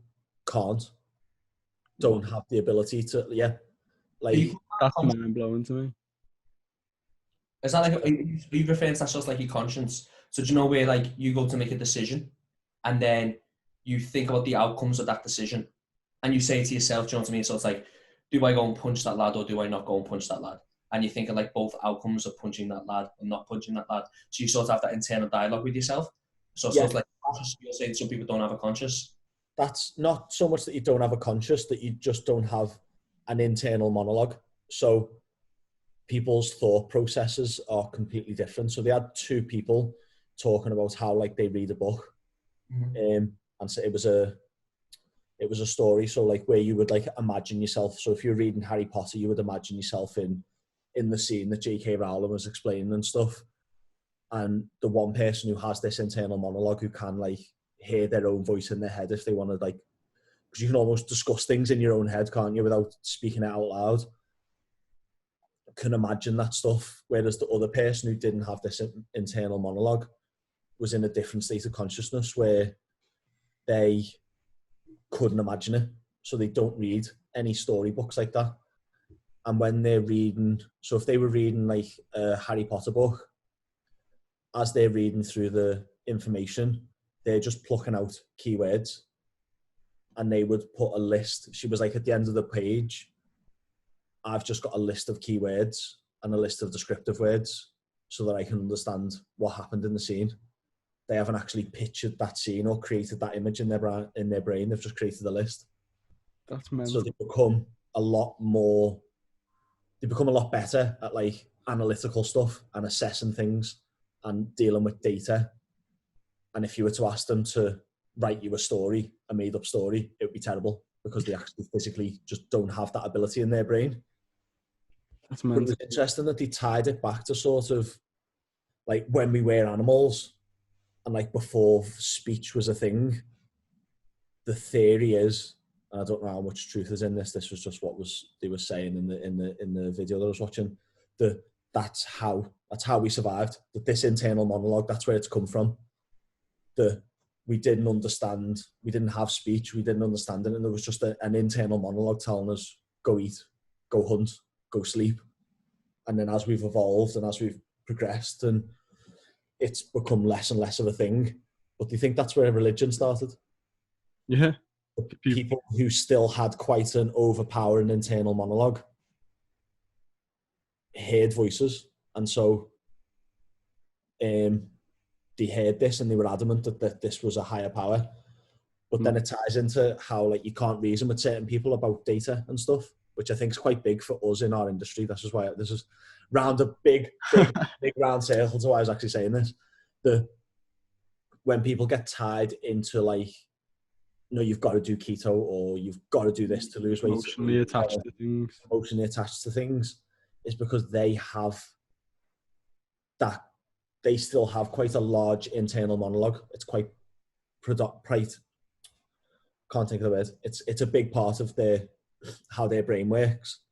So they think very emotionally and have strong emotional feelings to it and don't understand data or can't reason with data. So like if you argue with someone about religion, if you are very scientific and you don't believe in religion, and you argue with someone who is very religious and fully believes that there's a God, they can never understand each other because they're two completely different types of way of thinking and two completely different brains. See, that's exactly, my brain is wired for numbers and science and shit like that. And I don't know if you've ever had like an argument with, not an argument, a discussion with a religious person.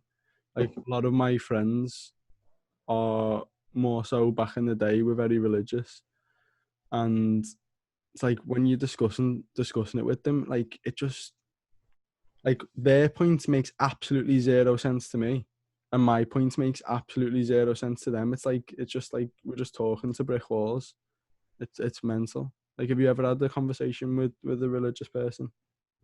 Yeah, like they literally just, I mean, I was in the army with a lot of Irish and Northern Irish, and obviously religion's massive still over there. They fight about it and everything. Literally, like, wars over it. But again, like, you just have your brain perceives things and understands information completely differently to how that person's brain does, and there's no way of you changing the way your brain works or them changing the way theirs work. So you end up just clashing heads. You never reach an agreement. You always just end something like that with, okay, well, let's just agree to disagree, don't you? Yeah. It's the same when you people who are like very emotionally attached to ways of eating.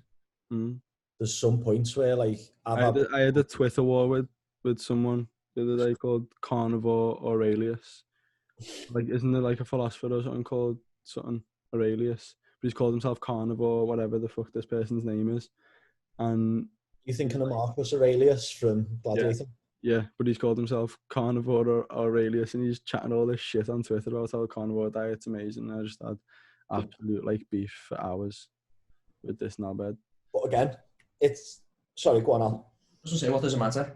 So do you know, like, so I've been speaking to this about like, so placebo's massive. Like, I think people really like sort of take placebo for granted in some regard. So I don't give a shit if people believe in God or not. If it makes them a better person, I don't care. I don't give a shit if someone has a carnivore diet, a keto diet, someone's vegan, vegetarian, whatever it may be. As long as they don't become a cunt because of it, you are allowed to say that word, aren't you? Like a cunt about it, and they don't try and pry it on different people, and it means they can stick to a diet better, it means it makes them happier, and they just don't become horrible to other people. I couldn't really give a shit, so that's why I don't really get in arguments on Instagram. One, I'm too fucking old for it now. Being perfectly honest, I just can't be asked the whole backwards and forth of that kind of shit. And two, right, like, it doesn't affect me, but I just don't like people. So do you know, like when you sometimes goes down Church Street in Liverpool? Yeah. People are telling people you need to do this, you need to do that. I'm against that because you don't do anything. But if Betty goes to church and waters some flowers and she enjoys her day and she says nice things to people, I'm all for that. Whether you believe it or not. I feel exactly the same. The reason I got into an argument with this guy is because he was one of those people saying, you need to eat meat, stop eating. He was saying whole grains are bad for you, don't eat vegetable, all this madness. I'm thinking, what? But also, as well, I found out that if you argue with people on Twitter, that's how you get followers. So for me, it's right. Is we just don't know. Like, I don't think we'll ever find what's the perfect diet. Yeah. No. There's too many variables with nutrition. So sorry, and the thing, do you know, like the vegetable thing? It's like people. So I'm assuming you're saying stuff like plants create their own pesticides, don't they? So it poisons us inside. Okay, yeah, that's one point. But also, plants also have so many other benefits. It's like meat that we eat nowadays is highly got chemicals in them. Yeah. It's like there's a no-win situation. All you can do is what's best for you and what you feel good off. And this is where I think, so you've got all this data, and we've already discussed this. I love data, but I just prefer their own personal feedback as well, like how they feel of something. Like, because I can't eat sweet potato, but sweet potato's classed as a healthy food.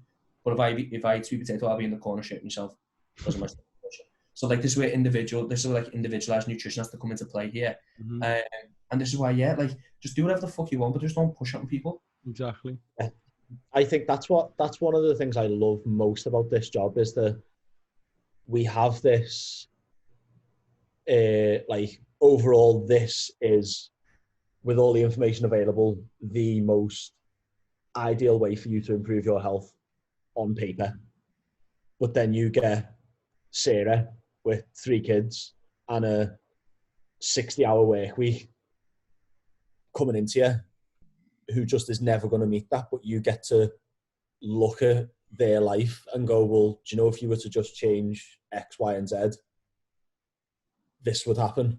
And they do it, and like 6 weeks down the line, they're like, oh my God, I feel so much better. I've got so much more energy. I'm so much more confident. The diet that they're then on 6 weeks later it could be miles away from that picture perfect, hitting all your nutrients, getting 9 hours sleep, and cortisol levels are perfect all the time and everything, but their life's been improved. Finding that, like you've just said, Ali, finding that what works for you, and even if you've just made it a little bit better, you've done something positive. The only thing I would say people really could really try and improve, and it's like a generic thing for every person, is breathing. That's probably the one thing I'd really try and focus. You broke up then, Al. Be a fan of Ben Pakulski, you might not be, but that's something he really tries to hammer home. Is how to, so you can be a fan of Ben Pakulski, you might not want to be, but like he does try and hammer home breathing. And I think breathing is something that we don't do properly now. I think that's a bad habit that we've all got into. We don't diaphragmatically breathe now. So I think that's probably the only thing I'd say for certain we should all potentially do a different way. But then you've got a argument to say people can't breathe through the nose. Like people with deviated septums and that. Have you? I personally think, you know who? Sorry, go on, Jack. I think there's, just try and take the piss.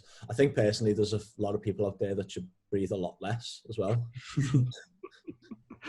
Do you know who Ben Pakulski got all that philosophy from? No, go on, I'm intrigued. Do you call? Well, no, I assume he's into breathing and meditation for ages, isn't he? But Patrick McEwen. Yeah, I've read the thing. Yeah, I listened to his podcast with him. Yeah, so that's when he really started like hammering home, like, do your breathing, like focus on it for fat loss, for health, for all of this, and like it's something I tried to implement it with you. Don't think it went very well. No, but again, it's that whole lack of understanding of it. Do you know what I mean? You've told me it and you've gave me a couple of benefits, but I don't fully understand it, and so just didn't implement it out of essentially just ignorance. Do you know what I mean? It's like go away and read more about it and learn more about it, I'm then going to be like, oh shit, okay, yeah, let's put right. Well, listen to me now. I'm going to tell you now, right? It's like it's most likely like a 2-3% thing. So it's like it's nothing to me. I don't like Ben Pakulski goes on and says he gets people to start breathing and walking and they lose like ridiculous weight, which sounds a bit mad, but like that's what we spoke about on the podcast before. We did one on stress, didn't we? When I started breathing, that like following what Patrick McEwen has said, my rest and heart rate dropped by like 8 beats in like a week, and it just mattered. Like I also dropped, like as I'd said to you as well, I'd done a mini cut a few weeks previous and I was like losing weight very slowly. I went into a more shallow deficit and focused on breathing and actually lost more weight. And I think it's hugely like all you're doing is simulating altitude conditions in the blood. You're letting carbohydrates, letting carbon dioxide levels rise in the blood by nasal breathing is what he is promoting. Shallow nasal breathing at all times. I think what's hard about it though is we're shit at it. Yeah, that's what I mean. Like, so this is like, I'm probably having the same battle sometimes that Jack has, like when it comes to meditation or when it comes to breathing. So have you got the app State? No. The app State's quite cool because it starts you off very easily and then it gets harder and harder and harder. So it's sort of like training, isn't it, in regards to you get better at it, essentially, and it shows that you've shown some kind of performance. But I think that's the issue, is the fact that you're shit at it, and we don't like being shit at things. Like most people who train athletics. Sorry, you could probably pick up a tennis racket and have a good idea about how to swing a tennis racket. No, you wouldn't like. So you could pick up like a tennis racket and you'd have some idea of how to swing a tennis racket. So you wouldn't be absolutely awful. You'd just be not great. Whereas something like this, because it's so foreign to what we're naturally good at, we're just shit at it. And it's being persistent enough at the start. And this is not like I do this myself. So I started meditating last week and then give up after 3 days. People don't like it because you start and you're like, oh, me. Like people's perception of meditation is that I was on a podcast yesterday, and he asked me what is meditation, and he was like, I always try it, and like I just can't. My mind just won't quiet, and I'm like, well, that's the point of it. You're training yourself to be able to recognize when your mind's going mental and just like acknowledge that's a thought. Let's push that to the side. Bring the attention back to the breath, and that's like it's like a rep. It's like when your mind fucks off and you bring it back, that's like doing a rep. And the more and more you do that, the greater your ability to be able to calm your mind is, because you'll be sat there in the present moment. Your mind will go off on a tangent and you'll just bring it back, and you can be in the present moment. And that's what I literally remember when we very first started talking about your sleep, and you said you think your mind's going off.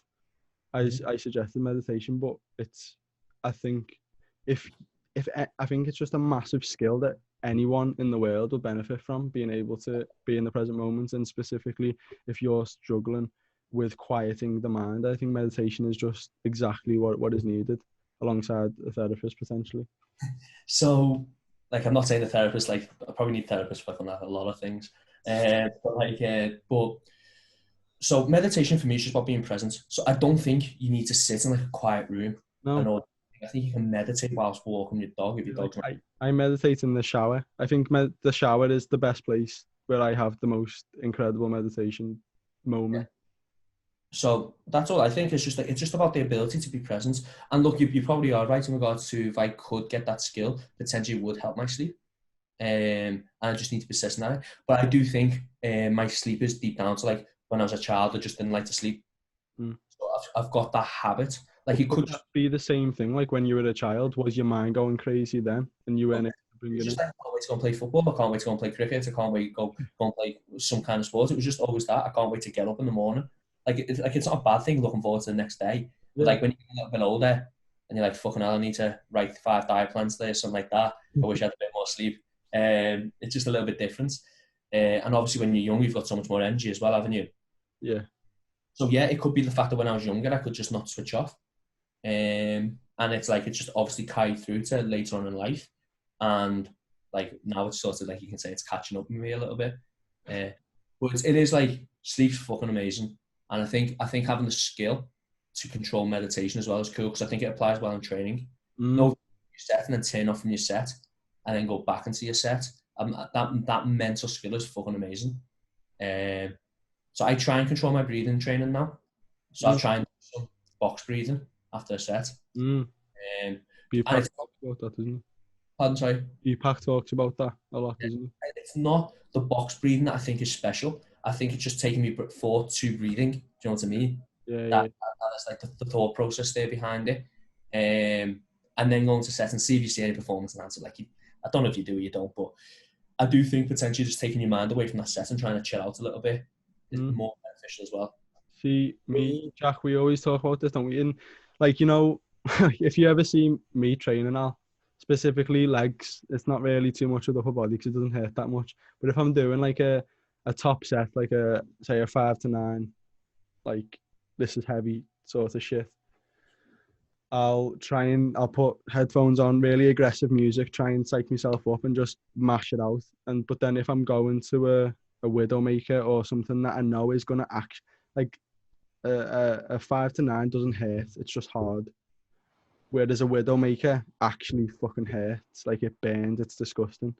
And so getting through that, I find meditation, actually meditating on the pain and thinking about the feeling that's happening in my leg and actually experiencing that, rather than thinking, fuck, this hurts, let the set end. Like actually sitting there and experiencing it, and sort of it puts you in a headspace where you don't actually feel the pain. It's weird. We spoke about it on the leg extension, didn't we, Jack? Because the leg extension, the pain is ridiculous. Sorry, I just agree with what I said. So like, you know, when it comes to like them high rep sets, and you internally need to connect more potentially with the tissue. My thought process is contract harder, so make it worse essentially. Like I think I spoke to you both about when I went and done RTS, and like that girl put me on leg press and broke me. Yeah. Like I've never felt a contraction like that with such heavy load. And it's just because she didn't turn my mind away from it. So I could not think about anything else but her fingers digging into my legs. Yeah. And she was tough. And honestly, it was awesome coaching, mate. Like fucking unreal. And it's sort of like having that same mindset, like what you're talking about, sort of like the Widowmaker, where it's like, yes, it hurts, but can you concentrate that pain more deeply? Does that make sense? So instead of hitting your whole quad, can you focus on a specific muscle within that quad now and make it hit there, so you're thinking more about it? That's what I like that. That's what I sort of do. Like we were saying when we first spoke about this, like when I first, because until me and you started training together, Isaac, like the high rep stuff, I just didn't touch. Just didn't like it. Was a big pussy. Couldn't handle the pain. Just like lifting big heavy things up. Because I'm a big goat and I just like picking heavy things up. Whereas not always applicable to progress in the gym. Doing like a fifth heavy 5 to 9, like 40-50 minutes into a session is probably not ideal. So we started putting more stuff in, and I was terrible at them, wasn't I? Like I was terrible at the Widowmakers, terrible at the high rep stuff, because I was going into the set with the same mentality as I would, the same mindset as I would the 5 to 9, like getting myself psyched up, like this is going to hurt, right, let's do it. Rock music on. And 10 reps in, and that level of intensity can't be maintained for 2 minutes.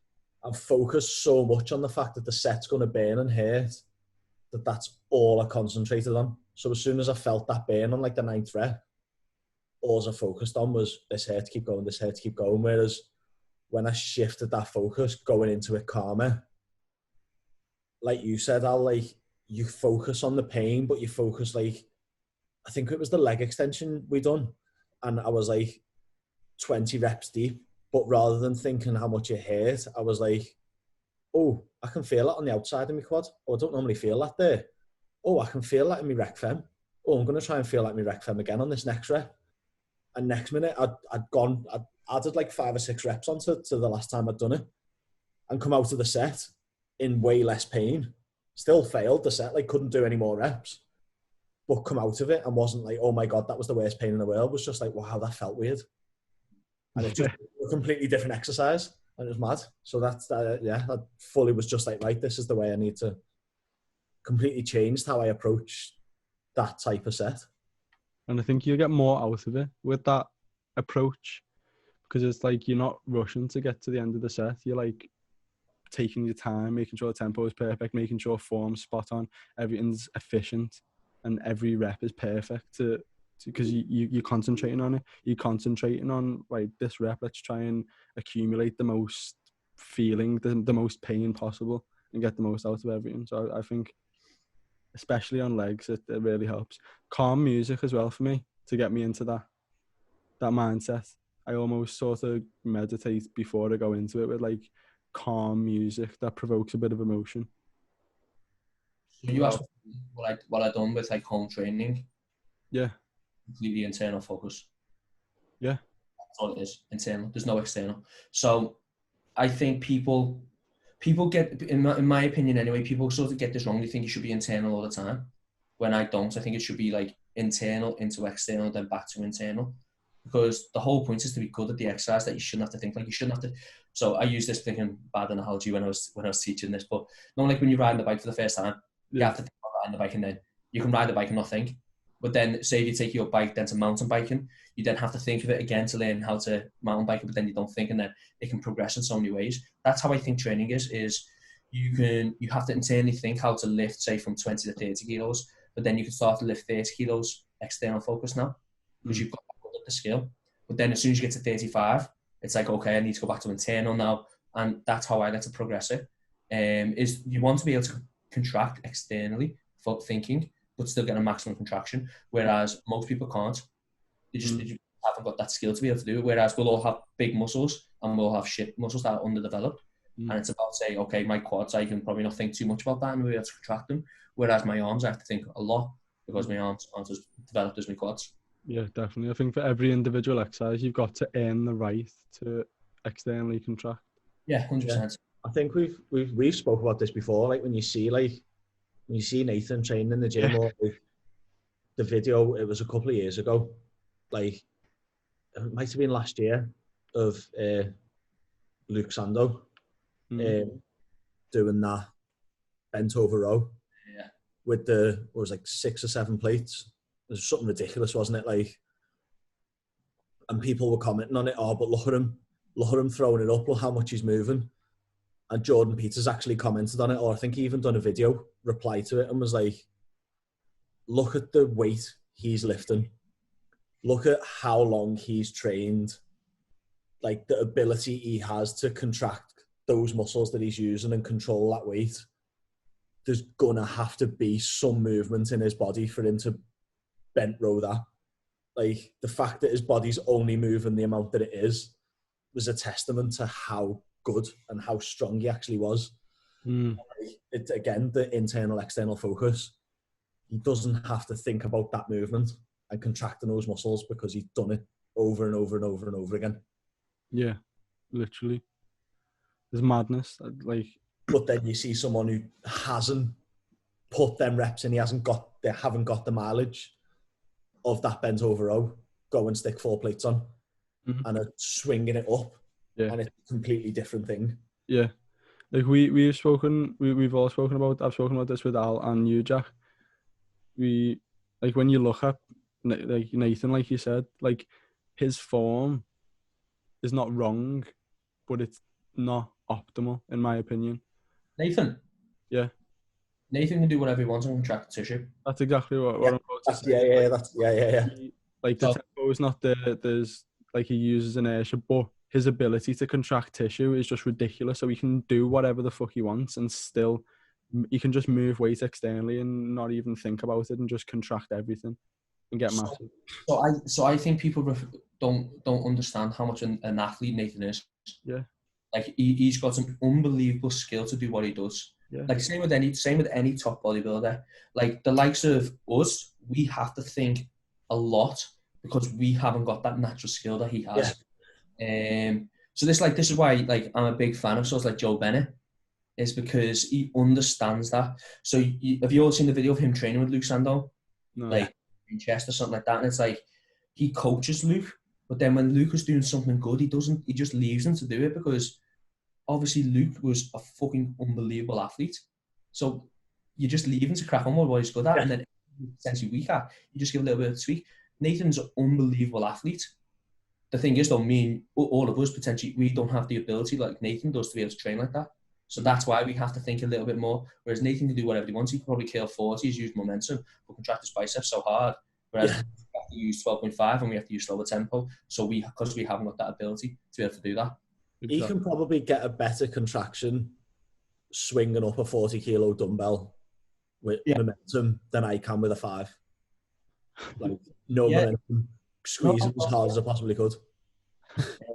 Like, and that's what people need to respect is like it's a sport, and the top people of the sport are fucking top athletes. Yeah. He's the size he is for a reason. Do you know what I mean? Yeah. That's what always makes me laugh. Like going back to that Luke Sando video, like he was insane. Like I remember seeing him in person, like before, probably like the year before he got his pro cards when I used to train down where he lived. Like I was sort of based around there. And it was just like he was in ridiculous shape, and then you've got people who aren't and never will be commenting on what he's doing, and it's like, well, just look at him. Like this bodybuilding is essentially like it's what you see is what you get. Do you know what I mean? You're going on stage to look a certain way. You can't say, oh well, you're doing that wrong when he looks the way he does. Yeah. Like it's not like arguing with someone's knowledge where they have to then prove it. He's carrying around his proof every single day. Like you look at Nathan, he's carrying around the proof of what he's done has worked. Yeah. Literally. So it mightn't look right to you and it mightn't work for you.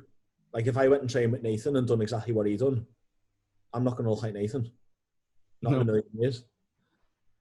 but it works for him because Works for him. size of him. Al, I want to ask you, remember the discussion we had before lockdown about slower concentrics? Yeah, go on. I think your theory has been tested across the whole of the world. Everyone who's doing a home workout with inadequate weight.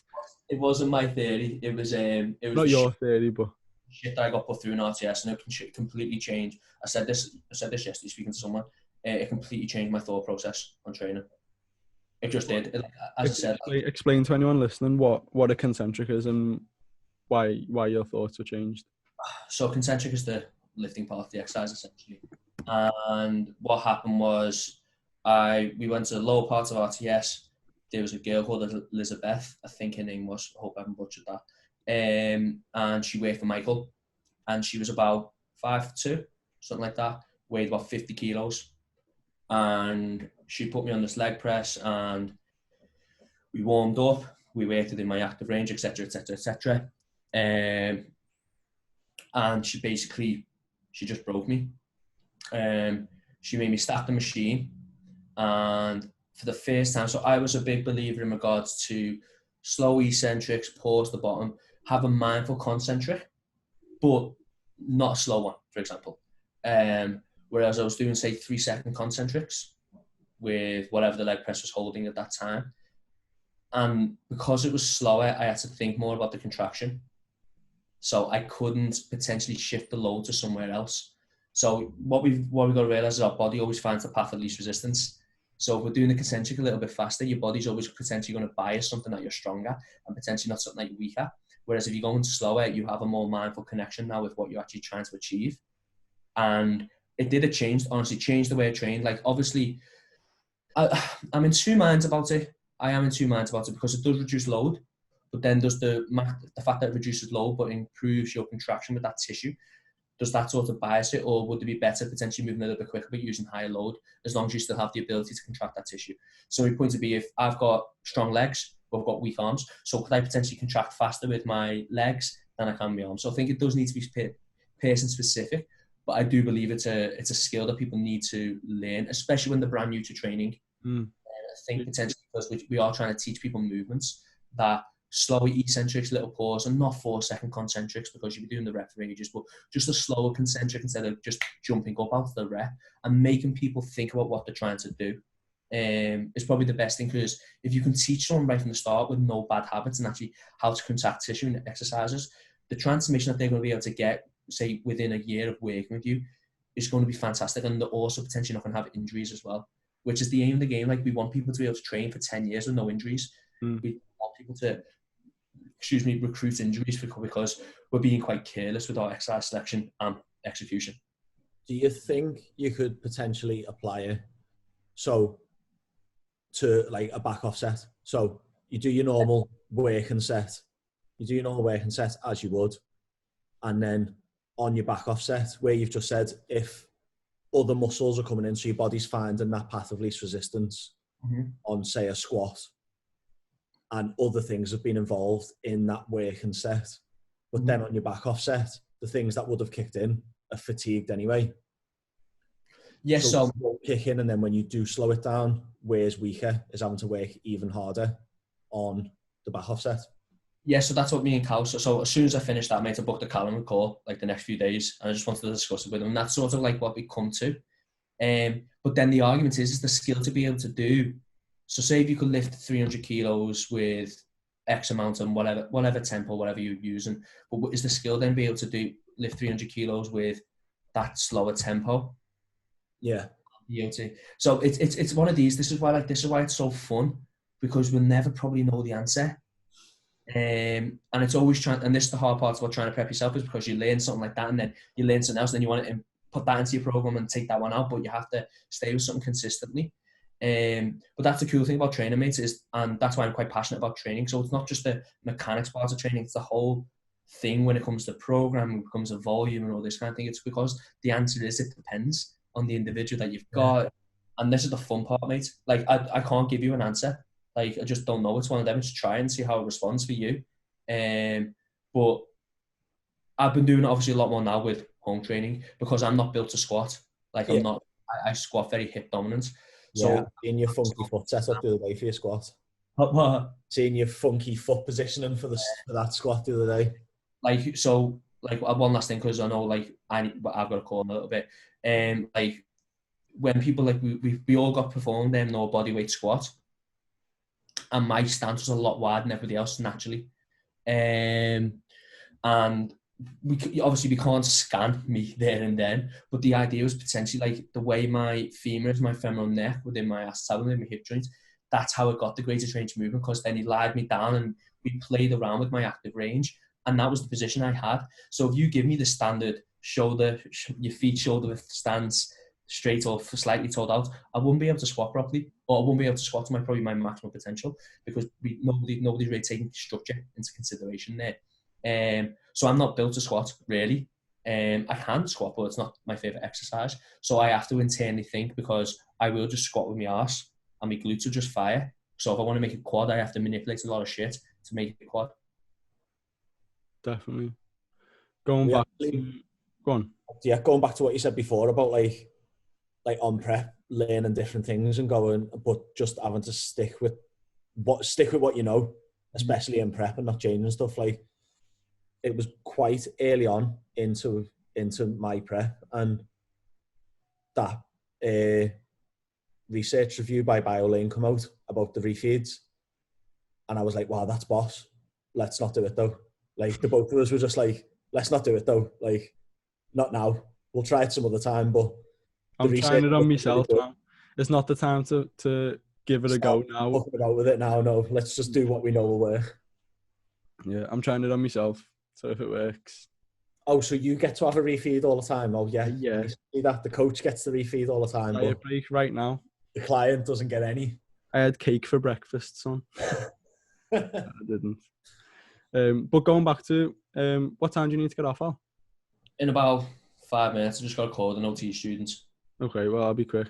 Going back to the slow concentrics, I think it completely depends upon, as we were talking about before, if you've got the ability to contract quickly, and you can contract, like Nathan has the ability to contract. You have the ability to contract your quads, in my opinion, on a leg press dead quick, and you will contract your quads. Whereas if someone doesn't have that ability, then they don't deserve to be able to contract quickly in a concentric, and it may be better to do a slower concentric. But I think in general, provided you've got the ability to contract, all the research suggests that a quicker concentric is more beneficial for hypertrophy. I think when you were originally explaining why you were into it, is because it fucked you up so much, and then you tried it on a few different people and it fucked you up.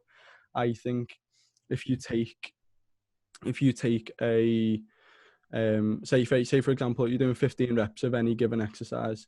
If you were doing, say, 3-second eccentrics and a 3-second concentric, just for argument's sake, well, let's say 3 and 2, so it's 5 seconds, or you were doing a 1-second eccentric and a 1-second concentric, if you're working for that 15 reps for 5 seconds a rep, that's what, 75 seconds versus 30 seconds. If we're pushing the time under tension for that long, the aerobic system is going to kick in a lot more, and therefore we're going to get a bigger build-up of hydrogen ions, a bigger build-up of lactate, and that's going to be what fucking kills. And that's why a Widowmaker hurts so much more than a normal set, and that pain and how much it fucks you up and your legs feel heavy and the blood flow into the muscle, I think is probably what was fucking you up so much. But whether it actually translates to greater results in the long term is debatable. So I think it translates into less injury. Yeah. And it translates into a more accurate contraction. So this is the argument, because you're just never going to know what happens in hypertrophy, because yes, you could go 1 second, and look, if you're doing a single joint movement, you're going to pretty much argue that you're training the muscle that you probably want to train. But when it comes to more complicated, like a hack squat or a leg press, like you said before, there is that chance of when you start to fatigue, your body will just go to somewhere else. So there's no answer in my behalf anyway on what's better, because I just don't know. And this is the fun part. It's like, try it out, program it for 6 weeks, 8 weeks, and see the results that you get. So I do agree with you. Like if you've got the skill to contract, potentially moving things a little bit faster would be better. But has the person got a skill to contract? So you might have a skill to contract, but you might let it off at the top. So you've left tension off now. Where a good coach comes in. Yeah, that's why the girl broke me. Yeah, Cal put a post up the other day. I don't know if you've seen it. It was talking about, I can't remember the exact words, but it was something about the most benefits come from the ability to be able to be really accurate with rep execution, even at the end of the set when it's fucking you up. Yeah, so but this and so, was it James put about cheated reps, was it as well? So yeah, it is. It's the don't fuck up the last rep. You make Cameron Thomas used to say that, and I sort of like just stole her off and put on Instagram a little bit. It is just don't fuck up the last rep. Yeah. Like the last rep is like the one. It's the one in regards to it's the easiest to cheat out of, and if you don't, then you've completed the set. Yeah, that's how I like to think of it. But again, mate, when it comes to slow concentrics and whatnot, I don't know. Like you look at Luke Hoffman, he programs slow concentrics. If you look at Cal, he doesn't do it as much. So it's just whatever works for the person as well. This is why things need to be individualized. If someone hates it and they don't train and all that, but don't program it, doesn't matter how much you think it's going to be beneficial for them. If they actually hate it, then it'd be pointless putting it in the program. Because you want actually people to enjoy training as well. Definitely. It's a skill as a coach. I think we should probably let you go, man. You got a call. Definitely. Let me just grab a quick photo there for the tag me in it as well, man. Little face. Yeah, done. Yeah, man. Thank you so much for joining us, Al. Yeah, Al, thanks massively for coming on, mate. That was really good. Been a pleasure. How long was that? Was that like 2 hours? 2 hours, mate, or something like that, wasn't it? Jesus. Right, again, thank you. Thanks so much for taking time out. Oh, no, don't say it, mate. It's not like I haven't got much. Got fuck all to do anyway. See you both soon in the gym. Look, have a good day, right? See you later.